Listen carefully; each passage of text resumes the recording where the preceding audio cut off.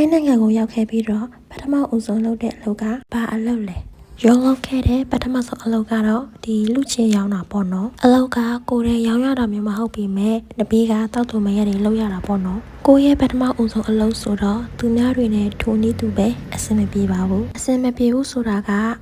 ဟုတ်ပါတယ်ဘာသာစကားမတူတာကအဆင်မပြေတာပါဒါပေမဲ့တတိယနားလဲပေးတယ်ပေါ့နော်ကိုကထိုင်းစကားအဲ့လိုမကြွဘူးဆိုတာတီးတော့တလုံးချင်းပြောပြရှာပါတယ်။နောက်မယ့်နေရာကတနေရာတည်းမရှိတာမို့လို့ဒီလူကားနဲ့ရှောက်သွားရတာပေါ့နော်အဲ့ဒီအချိန်ကတော့အပျော်ဆုံးအချိန်ပါပဲဒါကနေပူထဲမှာဈေးရောင်ရလို့မျက်နှာတွေအရမ်းမဲချခြုံချသားတွေမဲသွားတဲ့ပုံပေါ့နော်ဒီလောက်လေးကထွက်ခဲ့တာကတော့တနည်းကျော်သွားပါပြီထိုင်းကိုရောက်ကစားဘာမှမသိထိုင်းစကားလည်းမတတ်တာမို့လို့သူများတွေနေတာလည်းခံရတာလည်းအခါခါပါပဲရုံးကတော့ထိုင်းဘာသာစကားကိုသူများဘာသာစကားလို့မခံယူဘဲနဲ့ကိုယ့်ရဲ့ထမင်းစားလက်မှတ်လို့ခံယူပြီးတော့လေးလာသင်ယူနေတယ်ပေါ့နော်ဒါကြောင့်မို့တကယ်ချင်းတို့လည်းအားနေရေးထိုင်းစကားလေးတွေလေးလာဖို့အားပေးတိုက်တွန်းပါတယ်ရှင် See you next video